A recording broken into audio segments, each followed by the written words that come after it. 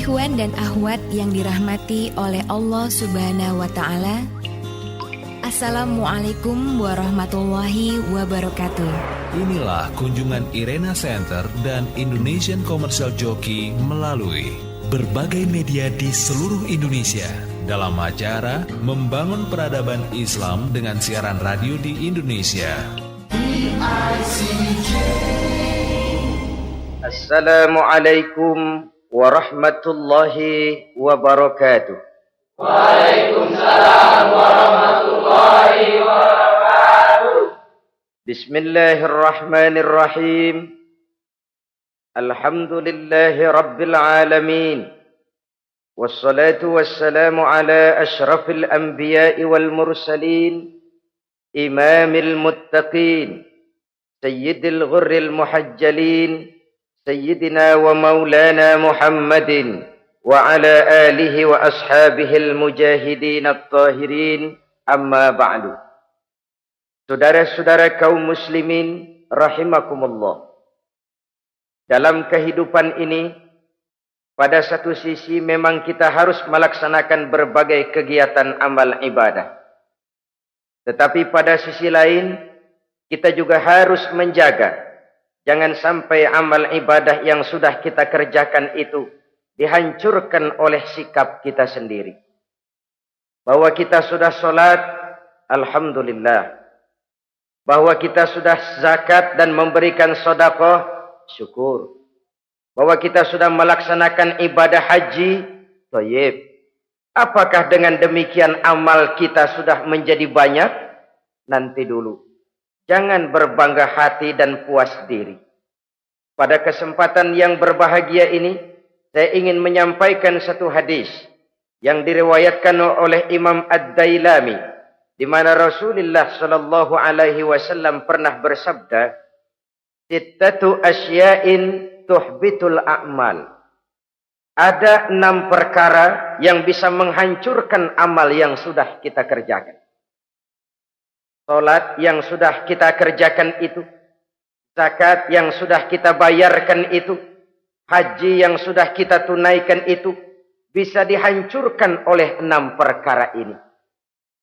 Nanti di akhirat, pada saat setiap orang menunggu pahala dari ganjaran amal yang ia kerjakan di dunia ini, kita menanti dan menanti, ya Rabb, mana amal kebaikan saya? Mana pahala kebajikan yang saya lakukan? Hasilnya tidak ada. Amal yang kita kerjakan dihancurkan oleh sifat-sifat yang akan kita kemukakan pada pertemuan kali ini. Yang pertama yang bisa menghancurkan amal adalah al-istighalu bi'uyubil khalqi. Orang yang terlalu sibuk mencari-cari aib dan kekurangan pada diri orang lain. Habis waktunya hanya untuk mengorek-ngorek celah orang, sementara ia lupa pada aib dan celak dirinya sendiri. Sifat seperti ini menghancurkan amal yang sudah kita kerjakan. Sedangkan baginda Nabi mengajarkan, tuba liman syaghalahu aibuhu an uyubin nas. Beruntunglah orang yang kekurangan pada dirinya menyebabkan dia sibuk sampai ia tidak sempat mencari-cari aib dan kekurangan pada diri orang lain. Saudara-saudara kaum muslimin rahimakumullah. Sibuk mencari aib orang tentu bukan dengan tujuan positif. Latar belakangnya kadang-kadang karena jealous, karena hasud, kecemburuan sosial. Sore, pagi, siang, malam kita korek-korek kesalahan orang dengan target hancur martabatnya, jatuh kehormatan dirinya, hilang nama baiknya, dilupakan dan terisolir dari tengah-tengah masyarakat. Perbuatan yang demikian sungguh terlalu amat sangat kejam. Salat kita, puasa kita, haji kita bisa dihancurkan jikalau kita terlalu sibuk mencari-cari aib orang lain. Muslim dengan muslim itu bersaudara. Kalau kita menganggap muslim yang lain adalah saudara kita, maka aibnya adalah aib kita. Kekurangannya juga adalah kekurangan kita. Pada saat kita melihat pada dirinya terdapat kekurangan, tugas kitalah menutupi. Ini yang dijamin oleh Nabi, man satara musliman satarahullahu fid dunya wal akhirah. Siapa yang menutupi aib dan celak orang-orang beriman, Allah akan menutupi aib dan celaknya di hari akhirat nanti. Zaman sekarang, zaman gosip. Zaman sekarang, zaman isu. Sehingga hal yang 1 meter pun dapat jadi 5 meter. Yang 5 meter dapat saja menjadi 10 meter. Kita sibuk membumbui hal-hal yang kita tidak tahu duduk perkara yang sebenarnya. Bahkan lebih celaka, kadang-kadang kita malah sok tahu. Memberikan vonis dari sudut pandang kita sendiri. Adalah tidak bijaksana jika kita mengukur baju orang lain dengan badan sendiri. Baju orang lain kita ukur pakai badan kita. Tentu saja enggak pas. Begitulah. Terlalu sibuk mencari-cari aib orang lain. Menghancurkan amal ibadah yang sudah kita kerjakan. Na'udzubillah summa na'udzubillah. Kadang-kadang hadir majelis taklim di pengajian. Ngaji setengah jam. Ngomongin orang 2 jam setengah. Tekor, defisit. Belum bergeser dari majelis taklim. Ini kan penyakit rohani. Di mana kedudukan kita antara sesama muslim bagaikan satu tubuh. Kalau yang satu sakit, yang lain ikut merasakan sakit. Yang satu terhina, yang lain ikut merasakan terhina. Jadi pada saat kita melihat aib orang lain, kita ceritakan di mana-mana, kita bongkar di mana-mana. Tentu satu hal yang jelas. Kita tidak senang kepada orang itu. Kita tidak senang kepada orang itu. Dan kalau sudah tidak senang, maka fungsi persaudaraan bisa berubah menjadi permusuhan. Oleh sebab itu, kalau ada 2 orang berselisih, boleh kita bohong untuk mendamaikan 2 orang tadi. Misalnya si A sama si B berantem nih, jengkel, marah-marahan. Saudara datang ke rumah si A. A, saya dengar kamu lagi marahan sama B. Iya itu si B, kurang ajar. Bangsat, bajingan, tengik. Pokoknya kalau ketemu, awas. Ah, saya kira sih enggak begitu. A, tadi saya ketemu B, dia bilang malah kangen sama sampean. Dia pengen ketemu. Ingat masa lalu zaman sebantal berdua, sebatang rokok berdua. Dia kangen pengen ketemu. Padahal si B enggak ngomong apa-apa sama saya. Saya olah sedemikian rupa sampai si A tenang. A tenang, saya datang ke rumah B. B, katanya kamu lagi marahan sama si A. Iya tuh A, kunyuk monyet. Udahlah, pokoknya kalau ketemu dia saya hantam habis. Ah, barusan saya ketemu si A, dia bilang pengen ketemu ente. Pengen ngobrol kayak dulu, mengembalikan keharmonisan yang hilang, mengembalikan kehangatan persaudaraan yang lenyap. Si A tenang, si B adem. Kenapa? Karena bohong saya. Kesana saya ademin, kesini saya ademin. Jenis bohong seperti ini berpahala. Kenapa? Tujuannya mendamaikan orang yang sedang berselisih. Tapi kan orang bermental seperti ini jarang. Yang banyak kan tukang kompor sekarang. Kalau angetin sini, angetin murub deh. Datang sama A, lu marahan sama B. Iya, gue kesel banget sama B. Emang? Wow. Diemang-emangin. Oh, udah dah. Pokoknya gue mah kalau jadi elu takut sama si B. Gue buka celana. Gue pakai rok deh. Si A panas. A panas. Datang ke rumah B. Komporin lagi. Dua-duanya panas. Koslet. Terjadi perkelahian. Biang iblisnya tukang kompornya. Sampai untuk mendamaikan 2 orang yang berselisih. Diizinkan berdusta. Kenapa? Prinsip Islam itu islah. Mencari jalan damai. Bukan mengeruhkan suasana. Inilah realitas di tengah-tengah masyarakat. Enakan ngomporin daripada nyiramin. Enakan manasin daripada mendamaikan 2 orang yang sedang berselisih. Apalagi kalau kita punya kepentingan. Main nimbrung aja kayak toge. Kagak ngerti urusan, nyampur aja nyampur. Toge kan begitu, toge. Ada laksa nimbrung, ada gado-gado ngikut, ada kredok masuk. Kagak ngerti juntrungan masalah, main nyampur aja nyampur. Ini kan tidak objektif namanya. Nah, mental seperti ini, wah, sholatnya khusyuk, zakat bayar, sedekah iya. Tapi kalau suka cari-cari aib orang, Jembreng kesalahan orang di mana-mana. Salatnya, puasanya, hajinya bisa dihancurkan oleh mental yang seperti ini. Jangan bangga-bangga, salat saya sudah banyak, puasa saya hebat, mantap, haji saya tiap tahun mondar-mandir ke Mekah. Tapi kalau mental seperti ini masih ada, waspadalah.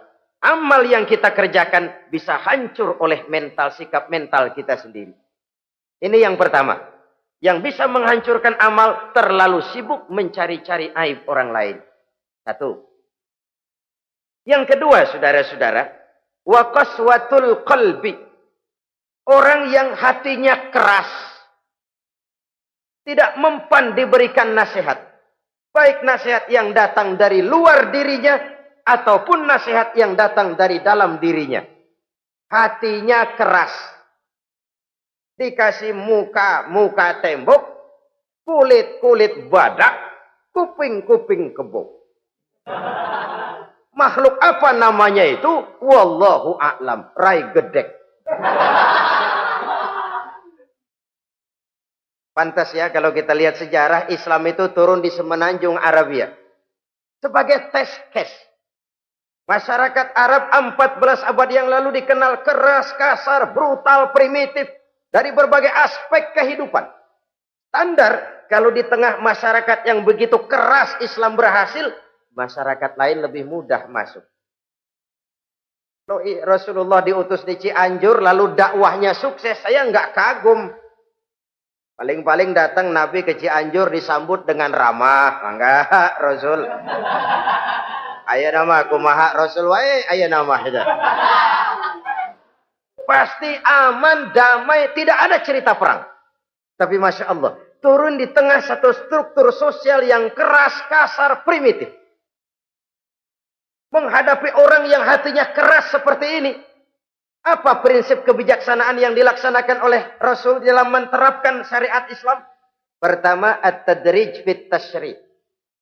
Dalam melaksanakan syariat, prosesnya melalui tahapan. Contoh, jahiliyah dulu itu paling senang sama mabuk. Geng, binteler. Oh, jahiliyah itu kalau sudah mabuk nggak cuma minum, mandi pakai arak. Subhanallah, mandi pakai arak.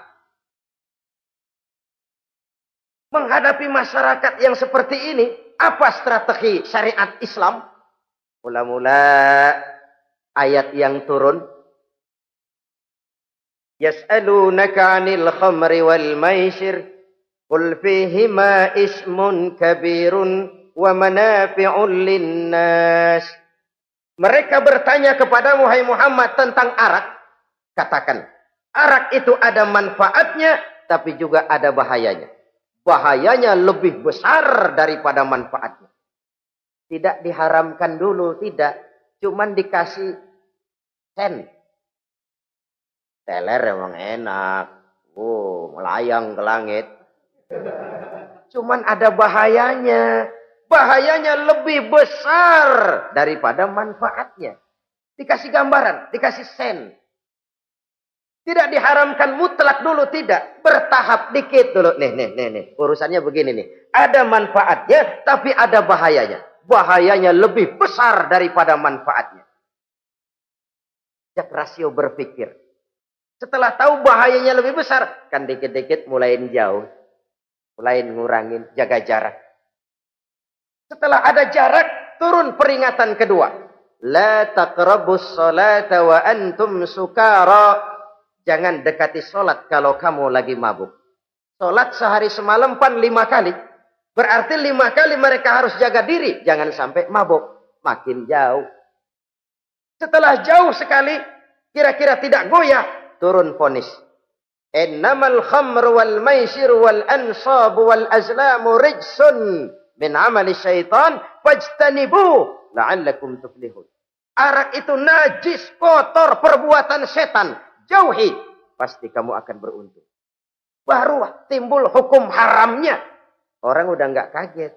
Kenapa? Pagi-pagi udah dikasih sen. Bahayanya lebih besar. Kalau sholat jangan, kalau mabuk jangan mendekati sholat. Makin jauh.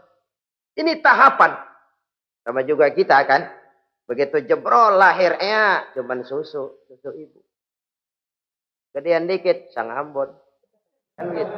Gedean dikit pisang ulek. Gedean dikit nasi. Udah gede bener jengkol jijelin. Proses. Coba bayi begitu lahir kasih pisang batu, tenggeng. Gak kuat menerima, belum waktunya. Ini proses yang dilaksanakan oleh strategi syariat Islam untuk mengobati penyakit qaswatul qalbi ini. Keras hati.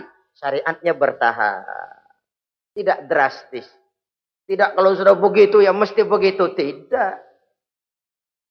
Konsep kedua, taklilut takalif, menyedikitkan beban. Coba kita lihat, seluruh konsep agama, kalau kemampuan melaksanakan perintah berkurang, stressing perintahnya ikut turun. Angkat tuh beras 100 kilo. Nggak kuat pak, 30 kilo dulu deh. Ntar balik lagi, lama-lama juga habis. Ini konsep untuk mengobati qaswatul qalbi. Bertahap. Semua perintah agama itu begitu. La yukallifullahu nafsan illa wus'aha. Allah tidak memberikan beban kecuali sesuai dengan kemampuan yang dimiliki oleh seseorang. Kalau kemampuan melaksanakan perintah berkurang, stres perintahnya juga ikut menurun. Salat wajib diri. Kalau mampu. Gak bisa pak salat berdiri. Salat dengan berbaring. Kalau mampu. Berbaring gak bisa pak. Pinggang kurap. Salat pakai isyarat. Kalau mampu pakai isyarat tidak bisa. Dalam hati setiap kemampuan melaksanakan perintah berkurang, stres perintahnya juga menurun. Taklilut takalif ini juga salah satu strategi mengantisipasi kerasnya hati. Nah. Konsep yang ketiga dari syariat, al-musawat bainan nas fi takalifil ahkam. Persamaan terhadap manusia di dalam berhadapan dengan hukum Allah. Kadang orang yang hatinya keras itu, logikanya jalan, ngukur suasana. Gimana sih lu? Menggerib kagak mau ke masjid? No, yang Pak Haji masih di perapatan. Yang Pak Haji disebut. Itu kan cenderung orang begitu. Kalau dia nyolong ayam, dia tunjuk orang yang nyolong kambing. Ini apologi namanya. Kenapa lu nyolong ayam? No, yang maling kambing urusin, gedean. Apologi. Lah kapan mau beres kalau begitu? Tidak introspeksi, tidak self correction. Itu apologi. Untuk menutupi kelemahan diri, menunjuk kesalahan orang lain yang lebih besar. Itu kan nggak jantan namanya. Apologi. Tidak ada sifat untuk memperbaiki diri sendiri. Karena kecenderungan ini ada, Islam menutupi itu. Dengan apa? Semua manusia sama dalam berhadapan dengan hukum Allah. Gak ada iri hati dalam hukum Islam ini. Salat wajib. Wajib. Bagi siapa? Yang sudah balik dan mampu. Terhadap semua strata. Jenderal wajib, kopral wajib. Apalagi hansip. Tidak ada fasilitas. Wah kamu jenderal nggak apa-apa dah sembahyang setahun 2 kali. Idul Fitri aja sama Idul Adha. Enggak tuh. Semua manusia sama dalam berhadapan dengan hukum Allah. Itu yang Nabi ingatkan. Orang-orang sebelum kamu dahulu hancur. Umat-umat sebelum ini rusak binasa. Kenapa? Karena mereka kalau orang kecil berbuat salah. Hukum cepat-cepat ditegakkan. Tapi kalau yang besar berbuat salah. Mereka diam pura-pura tidak tahu. Jadi apa ini? Yang namanya mafia peradilan bukan cuma zaman ayeuna. Sejak zaman sebelum Islam Nabi sudah mengingatkan. Mereka dahulu hancur. Kenapa? Kalau orang kecil berbuat salah, hukum buru-buru ditegakkan. Rame-rame dikeroyokin. Giliran yang gede berbuat salah, diam pura-pura enggak tahu. Hukum pakai pandang bulu. Saudara-saudara kaum muslimin rahimakumullah. Oleh karena itu orang yang keras hati itu bisa merusak amalnya sendiri. Nggak mempan nasihat, rai gedek, muka-muka cuek. Baik nasihat yang dari luar maupun nasihat yang dari dalam, nggak mempan. Kan dalam hidup ini ada nasihat dari luar, dari orang lain, bisa dari fenomena kehidupan. Ini juga nasihat. Oh, dia itu kaya tapi pelit. Hatinya begitu ya. Katanya menteleng. Itu kan nasihat. Itu kan nasihat. Oh, dia waktu berkuasa tapi zalim, matinya begitu. Perutnya pancung.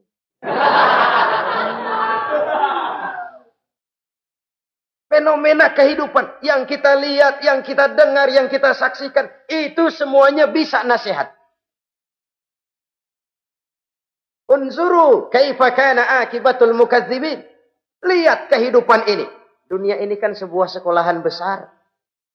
Semua yang kita lihat, kita saksikan, kita pelajari, bisa jadi contoh buat kita. Orang yang bijak, yang bisa mengambil hikmah dari manapun datangnya. Baik dari yang baik, maupun dari yang tidak baik. Saudara-saudara kaum muslimin, rahimakumullah. Nasihat yang datang dari luar. Dari orang atau dari fenomena kehidupan. Atau nasihat yang tumbuh dari dalam diri sendiri. Perubahan organisme tubuh. Itu kan nasihat. Ya Allah. Sekarang cantik jelita. Iya, sedang sweet 17-an. Rambutnya hitam, ikal berderai. Iya, semua memuja, memuji. Alisnya katanya laksana semut beriring. Dagunya bak pauh dilayang. Kalau dia senyum, semua orang terpesona. Sekarang 50 tahun yang akan datang, coba senyum, kabur orang. Fenomena kehidupan. Apa yang tidak berakhir? Kenapa harus keras hati? Kita kata kita berkuasa, berapa hari kita punya jabatan? Kita kata kita kaya, berapa banyak harta kita? Kita kata kita alim, kita tahu. Apa yang kita tahu dari semesta jagat raya ini? Lalu apa yang tidak berakhir? Korun yang katanya kaya, mati itu. Fir'aun yang katanya gagah, mati. Napoleon Bonaparte, the Lion of Europe, singa daratan Eropa, mati. Saking matinya, mati.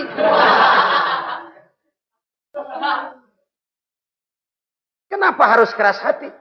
Kenapa tidak melihat perubahan fenomena alam sekitar ini?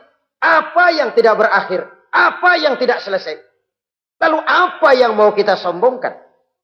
Kenapa kita harus keras hati? Sehingga pantas dalam hadis kursi Allah menyatakan al-kibriya'u libasi. Sombong itu pakaianku. Manusia nggak pantas pakai pakaianku, kegedean. Pakaian Allah mau dipakai. Kalau Allah sombong, udah pantas aja udah. Kenapa? Kagak ada Tuhan lain selain Dia. Udah pantas dia nyombong. Kita nyombong apaan? Oleh sebab itu, beruntung orang kalau diberikan hati yang lembut, mudah menerima kebenaran, peka terhadap kesulitan orang lain, ringan tangan memberikan pertolongan buat mereka yang memang memerlukan. Dan gak semua orang dikasih begitu. Gak semua orang. Lain ya, Umar bin Khattab sikapnya keras, tapi hatinya gampang menerima kebenaran. Nah, lain loh orang kayak begini. Keras sikap boleh keras, tapi hati mudah menerima kebenaran. Wah, kalau Umar kerasnya kan luar biasa. Tapi hatinya kok gampang menerima kebenaran. Ini hidayah. Coba lihat waktu berita Rasulullah meninggal dunia. Sampaikan oleh para sahabat, Umar jengkel, cabut pedang. Siapa bilang Muhammad mati, saya tabas batang lehernya. Dia nggak siap menghadapi kenyataan. Emosinya yang jalan, bukan rasionya. Keras. Bilang deh, Muhammad meninggal. Saya tabas batang lehernya. Untung ada Sayyidina Abu Bakar. Beliau tidak bicara langsung, cuma pidato. Ayyuhan nas, Man kana ya'budu Muhammadan fa inna Muhammadan qad mata. Wa man kana ya'budu Allah fa inna Allah hayyul la yamut. Hai manusia, siapa yang menyembah Muhammad, Muhammad sudah meninggal. Tapi siapa yang menyembah Allah, Allah maha hidup dan tidak akan pernah mati buat selama-lamanya. Sayyidina Umar tersentak. Subhanallah, saya salah. Bagaimanapun Muhammad hanya seorang manusia. Saya cinta dia, saya suka dia, nyawa saya pertaruhkan untuk dia. Tapi dia manusia dan saya tidak menyembah Muhammad. Ia sadar akan kekeliruannya, berlinang air matanya. Keras sikapnya, tapi lembut hatinya. Nah, yang kayak begini, bagus. Ini udah sikap keras, hati keras, yaitu tadi. Muka tembok, kulit badak, kuping kebo. Diapain aja udah nggak mempan aja udah. Susah yang kayak begini. Saudara-saudara, ma'asyiral muslimin rahimakumullah. Jadi yang kedua yang bisa menghancurkan amal kita, orang yang hatinya keras. Wah. Yang ketiga sekarang, yang bisa menghancurkan amal kita itu wa hubbud dunya. Orang yang terlalu cinta kepada dunia. Nih, pakai kalimat terlalu ya. Kalau sekadar cinta kepada dunia, why not? Kita cinta anak dan istri, wajar. Kita cinta harta benda, tentu. Kita cinta sanak famili dan seluruh handai tolan, memang. Kita juga cinta kepada bangsa dan tanah air. Itu bagian dari iman, persilahkan. Yang tidak boleh itu kalau sudah pakai kalimat terlalu. Terlalu. Sebab kalau sudah terlalu, itu sudah di luar kontrol. Orang lalu menghalalkan segala cara. Terlalu cinta kepada jabatan. Akhirnya bergeser. Sholat menghadap Allah. Dengar mau pindah jabatan ke tempat kering, gerasak gerusuk nyari dukun. Ini kan namanya iya kana budu wa dukun nasta'in. Enggak bisa wong itu satu paket. Kalau iya kana budu wa iya kana nasta'in. Kalau hanya kepadamu ya Allah kami menyembah, hanya kepadamu kami minta tolong. Ini paket, jangan dipisah-pisah. Menyembahnya kepada Allah, minta tolongnya kepada yang lain. Sinkret, bercampur. Iya, kalau es campur enak. Tapi kalau agama dicampur dengan yang lain, nggak enak rasanya. Sama juga begini. Ada gelas ya. Kalau sepenuhnya diisi bensin, itu ketahuan. Bisa diminum motor. Kalau sepenuhnya diisi air putih, jelas bisa diminum orang. Tapi begitu separuh diisi bensin, separuh diisi air putih, kacau dah. Motor minum, mogok. Orang minum, mabok. Dijual juga enggak laku. Kenapa? Sinkret. Maka Allah pesan, wala talbisul haqqa bil batil. Jangan kau campur aduk yang hak dengan yang batil. Saudara-saudara kaum muslimin rahimakumullah. Begitulah terlalu cinta kepada dunia sering menyebabkan orang out of control. Bergeser dari garis yang telah ditentukan oleh Allah. Apalagi di zaman sekarang ini. Persaingan hidup makin tajam. Tensi ekonomi semakin tinggi. Gaya hidup semakin konsumtif. Sementara lapangan kerja semakin sulit. Orang kadang kehilangan harga diri untuk mencapai sesuatu yang bernama dunia, lalu menghalalkan segala cara. Sebab itu jangan korbankan keabadian akhirat dengan kesenangan dunia yang cuma sebentar ini. Jangan sia-siakan keabadian akhirat dengan kesenangan dunia yang kadang fata morgana ini. Cintailah dunia, tapi sekadarnya saja. Sebagai ladang untuk menanam bagi kepentingan di akhirat nanti. Terlalu cinta kepada dunia bisa menghancurkan amal yang sudah kita kerjakan. Ini yang ketiga. Yang keempat, waqillatul haya. Orang yang sedikit rasa malunya. Rasa malu merupakan bagian daripada nilai-nilai keimanan. Apabila rasa malu berkurang, artinya nilai iman juga ikut menurun. Kita melihat sekarang ini banyak orang pakai pepatah Arab dalam hidup ini. Bul ala zamzam fatu'raf, kata orang Arab. Kalau kepengen terkenal, kencingi sumur Zamzam. Itu bakal ngetop ke seluruh dunia. Sumur Zamzam dikencingin. Itu akan terkenal ke seluruh dunia. Terkenal apanya? Terkenal gilanya. Jadi apa maksud pepatah ini? Kalau pengen cepat terkenal, bikin yang aneh-aneh. Yang orang lain nggak kerjain, kerjain. Yang orang lain nggak pakai, pakai.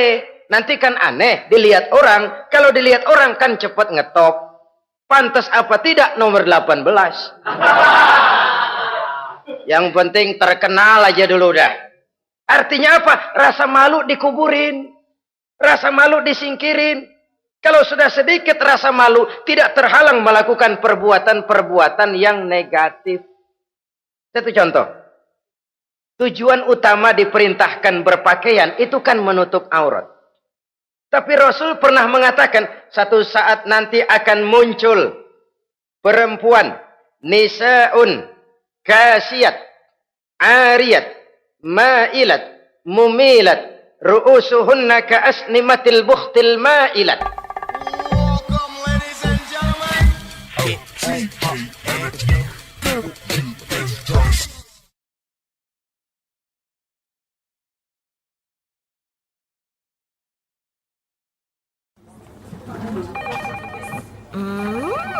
What is it? Ooh, a new chocolate product by the Integral CJ's Management. What chocolate? No, my girl. It's a new CJ's brand. Kepalanya ditata begitu rupa persis kayak punggung onta. Itu rambut lagu apa tahu deh. Ini kan fenomena berpakaian tapi telanjang. Kenapa? Yang dikejar mode, yang dikejar merek. Kiblatnya Paris, London, Roma. Imamnya siapa? Pierre Cardin, Christian Dior, Escada, Etienne Egner. Merek yang dikejar, mode yang dikejar, aurat pontang-panting. Ditambah oleh tayangan-tayangan berbagai iklan yang merangsang anak-anak kita untuk hidup konsumtif. Yo, iyo. Cocok iya jeng urang yo. Terangsang dia untuk konsumtif. Dihadapkan kepada kenyataan. Suasana ekonomi nggak menunjang. Orang tua lemah ekonominya. Dia lihat sekelilingnya, ternyata yang lain juga begitu. Banyak teman senasib, kumpul. Disingkirkan rasa malu. Akhirnya tukang bajai ditodong. Qillatul haya, sedikit rasa malu. Kalau sedikit rasa malu, dia tidak terhalang lagi melakukan perbuatan-perbuatan yang negatif. Dan itu berarti menghancurkan amal-amal yang lain. Sebab itu budaya malu ini sangat penting. Coba kalau dia hinggap di hati seorang pejabat. Pejabat yang punya rasa malu, Masya Allah, membawa manfaat yang besar buat rakyatnya. Contoh saja ya, di Jepang itu ada Perdana Menteri Hosokawa, saudara-saudara dengar. Baru 8 bulan jadi Perdana Menteri. Dia dijuluki Mr. Clean, Mr. Bersih. Diisukan terlibat skandal, cuma 4-6 miliar rupiah. Itu pun buat kampanye kemenangan partainya. Diisukan begitu rupa, malu Hosokawa. Malu mengundurkan diri, baru 8 bulan jadi Perdana Menteri. Mundur, malu. Padahal Hosokawa nggak kenal ketuhanan yang Maha Esa. Nggak kenal. Tapi budaya malunya luar biasa. Nah kalau sudah pejabat nggak punya malu. Habis. Kan sekarang umpamanya nih. Ada impres desa tertinggal. Disunatin. Sampai marah betul itu Bapak. Para pimpinan negara kita itu. Tidak ada maaf bagi pejabat yang nyunatin IDT. Kenapa? Kan tipis rasa malu. Turun dari atas sunatin. Turun ke bawah sunatin. Turun ke bawah sunatin lagi. Nyampe bawah tetelan doang dikit banget. kebanyakan tukang sunat, saudara-saudara. Budaya malu yang nipis. Orang kaya kalau punya budaya malu, bawa rahmat bagi lingkungannya. Ulama kalau punya rasa malu, nggak jual ayat menghalalkan yang haram, mengharamkan yang halal. Bagaimana Kiai? Haram karena belum dapat bagian. Begitu dapat jatah, haram dikit dah. Kiamat umat kalau sudah kayak begini. Budaya malu di segala strata sekarang ini menipis. Dan itu tentu berangkat dari kualitas keimanan. Ini yang perlu dipompa ke permukaan. Dan dilematis memang sering terjadi. Satu contoh, pada satu sisi kita menggalakkan proyek pariwisata. It's okay, kita perlu devisa. Tapi pada sisi lain kita harus menjaga nilai-nilai luhur dari budaya bangsa kita.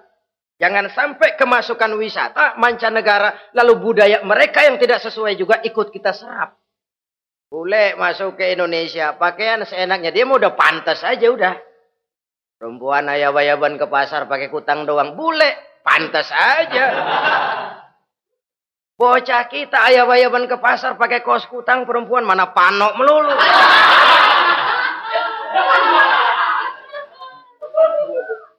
Menipisnya budaya malu. Ada standar. Bahwa mode, hal kedua. Merek apalagi. Yang pertama itu menutup aurat. Dari sisi berpakaian saja. Kalau anak-anak kita diracuni oleh yang namanya mode, diracuni oleh yang namanya merek, dia akan terbuai hidup dalam alam kepalsuan. Sekarang ini hidung pesek bisa dibikin mancung. Kulit keriput jadi kenceng. Operasi plastik. Pada sisi lain pengaruh duit juga luar biasa. Ya aki-aki keriput kalau habis gusuran kenceng lagi. Pasaran keras lagi. Oleh sebab itu budaya malu ini perlu kita kembangkan. Supaya di semua strata sosial memiliki budaya yang namanya malu. Sederhana memang, tapi tidak semudah mengucapkannya. Sampai-sampai dijadikan taruhan al-haya'u minal iman.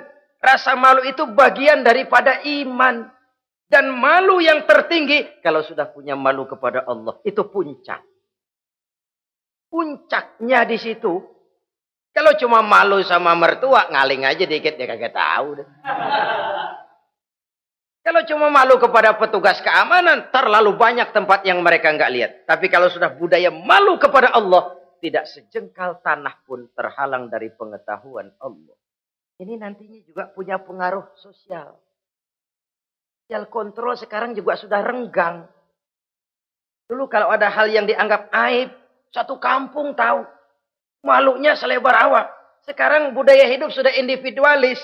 Tetangga mau apa kayak cuek aja udah. Akhirnya orang anteng. Lah nggak apa-apa ini, dah tenang aja dah, besok begitu aja lagi.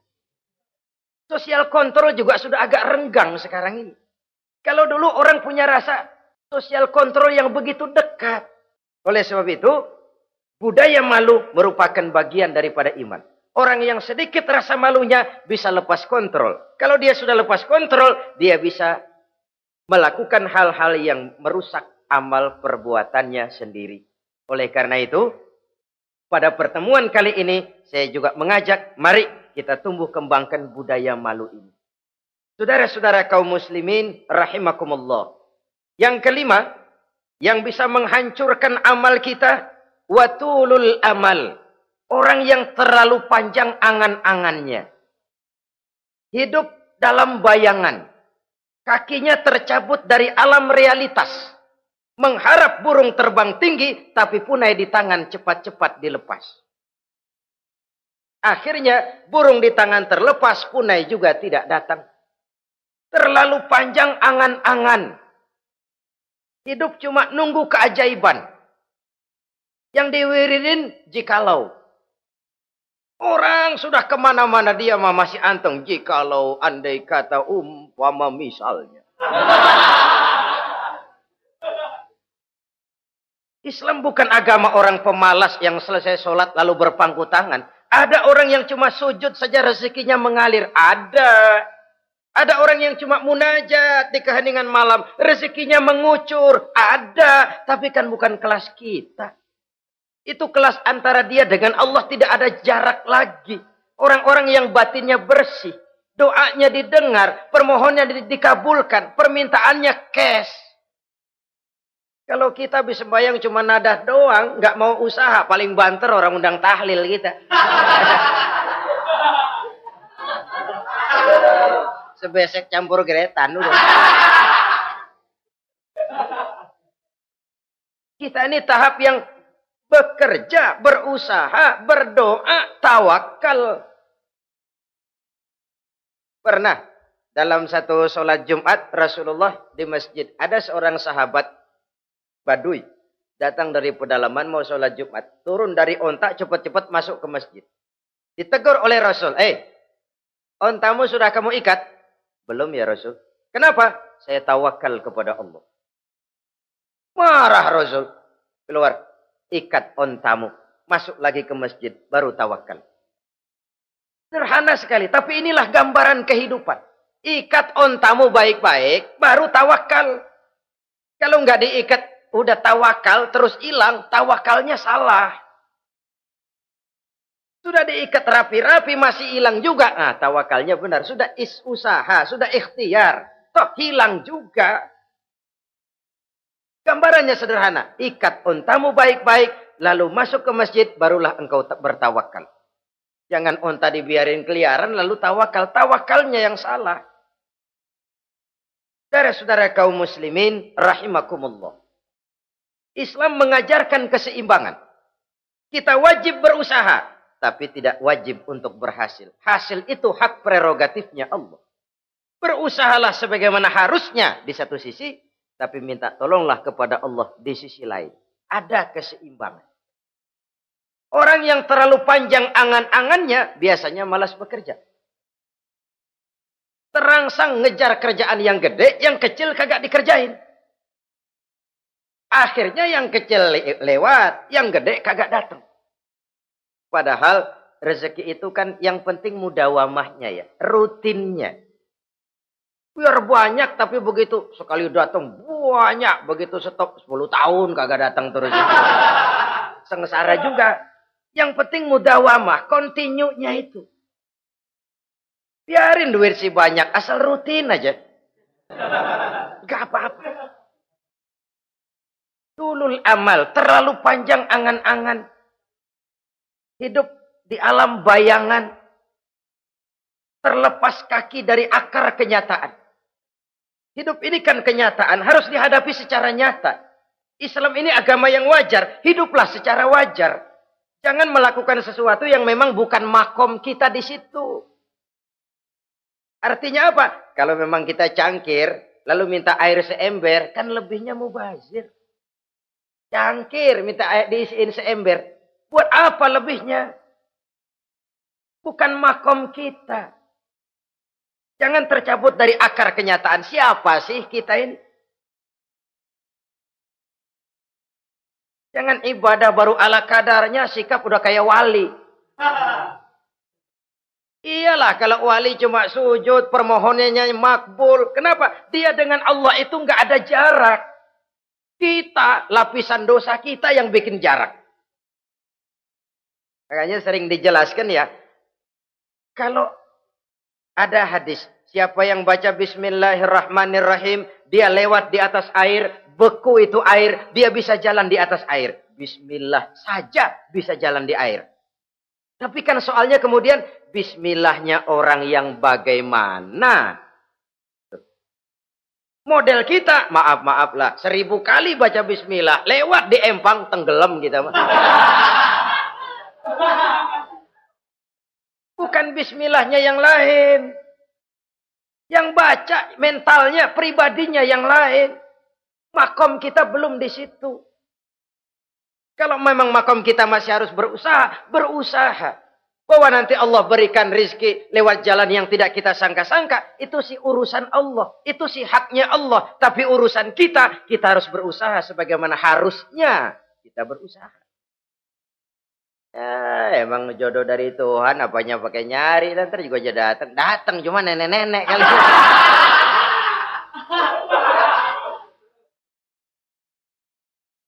Bekerja, berusaha. Jangan terlalu panjang angan-angan. Hiduplah secara nyata, apa adanya, yang wajar-wajar saja.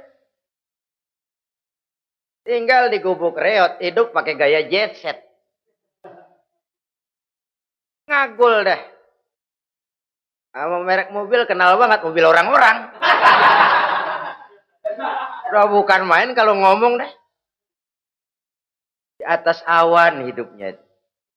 Di atas awan. Ngomong kagak ada yang kecil dah. Gak pakai juta udah. Miliar. Triliun. Ngerokok tetap aja ngombe. Silahkan mengharap burung terbang tinggi. Tapi punai di tangan jangan dilepas. Realitas apa? Idealisme boleh terbang setinggi langit. Tapi kaki tetap berpijak di alam realitas. Ayo kita ngambil contoh dari Rasulullah Sallallahu Alaihi Wasallam. Rasulullah itu kan dikasih mukjizat. Fasilitas. Tapi nggak ngandelin. Buktinya apa? Nabi hijrah ke Madinah. Itu kan manusia. Posisi kita terjepit. Ayo hijrah, hijrah, berangkat. Gak ngandelin Tuhan. Pojokin nih, dikepung. Kirim deh apaan kayak biar pada mampus nih orang ini. Enggak tuh. Enggak. Walaupun beliau punya mukjizat. Tapi enggak ngandeli. Kenapa kita enggak lihat itu? Perang Uhud kalah. Kalah. Berlumur darah dari kakinya yang mulia itu. Kalau ngandelin mujizat, apa pantas Nabi kakinya sampai berdarah? Apa pantas sampai kalah? Kenapa enggak rekes, simsalabim, hancur musuh? Tidak, beliau tidak tercabut dari akar kenyataan. Beliau manusia, hidup dan berjuang secara manusiawi. Perkara Allah mau kirimkan mukjizat, itu haknya Allah. Waktu di Taif, saudara masih ingat. Dilontari dengan batu, menghindar ke kebun anggur. Turun malaikat Jibril, Muhammad, innallaha amaroni an uti'ak. Allah perintahkan saya datang menemuimu di sini untuk mendengar komandomu. Sekarang apa mau kamu? Kalau mau kau orang Taif yang melontari kau dengan batu hancur, saat ini saya angkat Jabal Uhud. Saya timpakan mereka biar mati semua. Bagaimana? Dalam keadaan terpojok, dilemparin batu, dikeroyokin, menghindar ke kebun anggur, turun Jibril nawarin bantuan. Apa jawab Nabi? Jangan Jibril. Jangan. Saya diutus bukan buat ngancurin orang. Saya ini rahmah bagi alam. Tapi kamu disambitin. Biarin. Saya berjuang jangka panjang Jibril. Kalau sekarang mereka ingkar. Barangkali nanti anak-anaknya mau beriman. Saya tungguin anak. Kalau anaknya kafir lagi Muhammad. Cucunya. Oh, susah Muhammad, susah. Kenapa? Bagaimana bapak, begitu anak. Enggak begitu. Lalu mau kamu apa?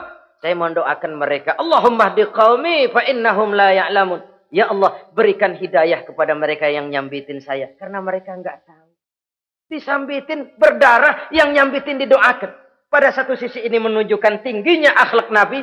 Pada sisi lain ini menunjukkan Nabi juga mengatur strategi secara manusia. Tidak simsalabim. Tidak tercabut dari akar kenyataan. Padahal kita kalau lagi kepepet ada yang nolongin, kan demen banget. Kali mah kalau kita yang jadi nabi tuh, disambitin orang, turun Jibril, bagaimana hancurin? Sikat Jibril dah. Habisin aja, habisin. Hijrah ini usaha ikhtiar manusiawi. Perang kalah manusiawi. Putra tercinta wafat, berlinang air mata, manusiawi. Sakit, manusiawi. Padahal punya mukjizat. Tapi nggak ngandelin. Semua nabi juga gitu. Nabi Musa dikasih tongkat. Tapi berapa kali tuh tongkat dipakai? Waktu ngelawan tukang sihir. Waktu nyebrang di Lautan Merah. Itu aja. Selebihnya Nabi Musa berjuang secara manusia, berusaha. Gak mentang-mentang punya mukjizat tongkat, tiap dapat kesulitan, awas tongkat.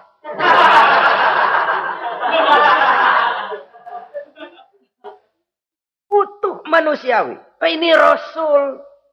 Kenapa kita nggak lihat itu?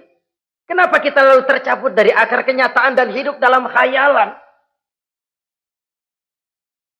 Sampai-sampai di satu anekdot yang menyentuh. Sekarang ini akibat tayangan-tayangan televisi begitu rupa.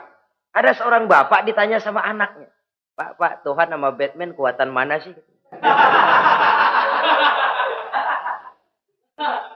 Logikanya sudah dipenuhi oleh gambaran Batman. Bahwa Batman itu kuat, gagah, menolong yang lemah. Timbul logika. Kuatan mana sama Tuhan katanya. Pengaruh yang dia lihat itu membentuk opini. Sama juga sekarang coba lihat ibu-ibu. Kalau udah Cassandra, itu masakan ditinggal tuh angus di dapur. Angit tuh tempe.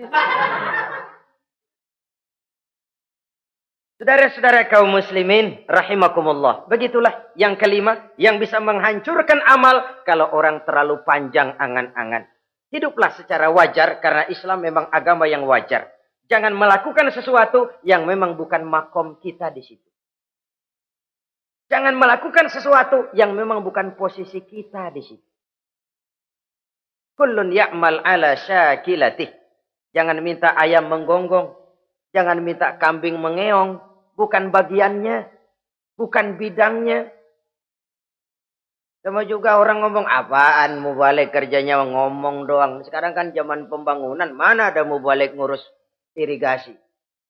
Nah, kalau mubalik ngurus irigasi, apa lurah mau ngajar PK?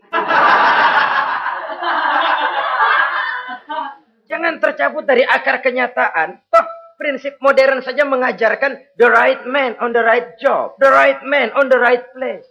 Orang harus ditempatkan sesuai dengan bidangnya. Jangan tercabut dari akar kenyataan. Inilah kita dan inilah yang harus kita lakukan. Hidup ini kenyataan. Hadapilah secara nyata. Perkara Allah mau membuat yang lain, itu hak prerogatif Allah. Bukan urusan kita. Yang terakhir saudara, yang keenam yang bisa menghancurkan amal kita. Wa zalimun la yantahi. Perbuatan zalim yang tidak sanggup dihentikan. Zalim kepada Allah. Zalim kepada makhluk. Atau zalim kepada diri sendiri.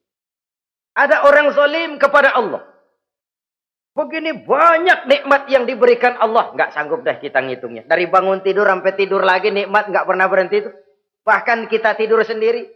Sadar nggak kita waktu tidur nggak berdaya? Coba ketika kita ngorok pulas, andai kata kecoa 16 masuk ke kuping kita. Siapa yang mau jagain? Siapa yang mau jagain? Nikmat. Belum pernah nikmat Allah berhenti. Begini banyak nikmat yang diberikan. Dan Allah cuma minta satu. Syukuri nikmat itu. Kalau kamu syukuri, aku tambah. Kalau kamu ingkar, asal tahu saja azabku itu pedih, kata Allah. Orang yang zalim kepada Allah. Orang yang tiap hari memakan nikmat Allah. Tapi enggak pernah mensyukurinya. Akaltum ni'mata rabbikum walam tashkurulah. Kamu makan nikmat Tuhanmu. Tapi enggak pernah kamu bersyukur kepadanya. Itu zalim kepada Allah. Pak, dalam hidup ini kan kita dikasih waktu 24 jam sehari semalam. Sehari semalam, 24 jam. 24 jam itu Allah kan nggak minta semua.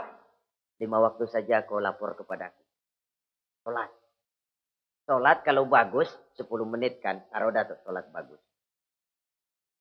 Kilat, 5 menit dah. Kilat khusus 2 menit. Cepet dia nggak pakai perangko. Taruhlah yang menengah kita ambil 5 menit. Kalau 5 waktu, 5 kali 25, 5 kali 5 berarti 25 menit untuk lapor. Hei manusia, aku kasih kau hidup 24 jam. 25 menit kau lapor. Banyak yang berat. Padahal sisanya masih 23 jam 35 menit. Buah gambaran ini. Zalim kepada Allah. Padahal zalim kepada Allah yang rugi bukan Allah. Se-ASEAN tidak ada yang sujud. Apa Allah tekor? Apa Allah lalu berhenti jadi Tuhan? Apa Allah lalu jadi lemah? Tidak. Zalim kepada Allah artinya juga zalim kepada diri sendiri. Lalu zalim kepada sesama makhluk. Kadang tidak kita sengaja. Karena itu dalam Islam tidak ada kebebasan mandiri. Ya contohnya ya. Kita beli radio. Kita setel di rumah kita sekeras-kerasnya. Terus dalam hati nih. Radio gue. Beli gue pakai duit gue. Gue setel di rumah gue. Sekeras-kerasnya. Urusan apa sama orang? Kata kita. Tetangga kita kan boleh juga ngomong begitu. Mata gue. Yang ngantuk gue. Gue tidur di kamar gue. Ngapa suara radio lu masuk kemari? Ini kebebasan saya nyetel radio dibatasi oleh kebebasan tetangga saya yang mau tidur. Kalau saya perturutkan nafsu saya sudah zalim kepada dia. Zalim kepada orang lain. Dan yang banyak tidak kita sadari, zalim kepada diri sendiri. Membiarkan diri hanyut dalam munkarat dan tanpa ada usaha untuk menghentikannya. Tidak ada orang yang bisa mencelakakan diri kita terus-menerus kalau bukan diri kita sendiri. Tidak ada yang bisa menyelamatkan diri kita kalau bukan kemauan kita yang tinggi untuk menyelamatkannya. Allah sudah ciptakan kita dalam bentuk yang paling mulia. Fi ahsani taqwim. Dari sekian banyak makhluk yang diciptakan Allah, tidak ada yang sekomplit, seindah, secantik manusia. Ini harus dijaga. Jangan posisi yang sudah tinggi ini kita rendahkan sendiri. Fi ahsani taqwim posisi kita. Tapi kita rendahkan. Kita kembali asfala safilin. Posisi yang paling rendah. Kita zalimi diri kita sendiri. Karena itu, zalim kepada Allah, zalim kepada orang lain, zalim kepada diri sendiri, akarnya sama, mendatangkan kerugian. Dan bisa merusak amal yang sudah kita kerjakan. Oleh karena itu, mari sama-sama kita berusaha. Pada satu sisi kita melaksanakan amal ibadah sebagaimana yang seharusnya, tapi pada sisi lain kita menjaga nilai-nilai ibadah. Jangan sampai hancur oleh perbuatan kita sendiri. Sekianlah jumpa kita kali ini. Insya Allah kita lanjutkan di lain kesempatan. Terima kasih atas segala perhatian. Mohon maaf atas segala kekurangan. Usikum wa nafsi bitaqwallah. Wassalamualaikum warahmatullahi wabarakatuh.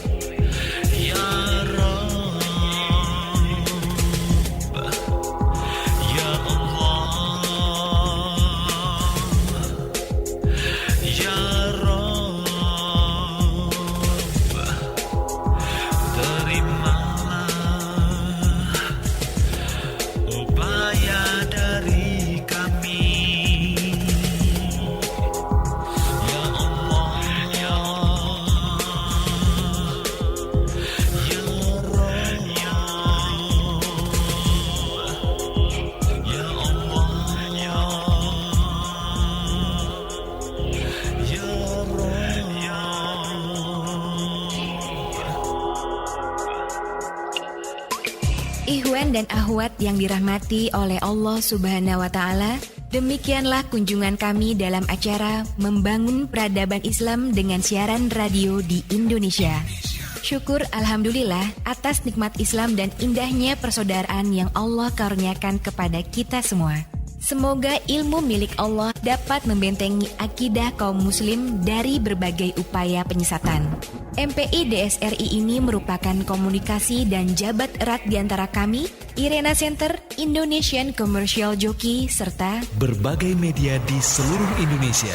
Terima kasih. Wassalamualaikum warahmatullahi wabarakatuh.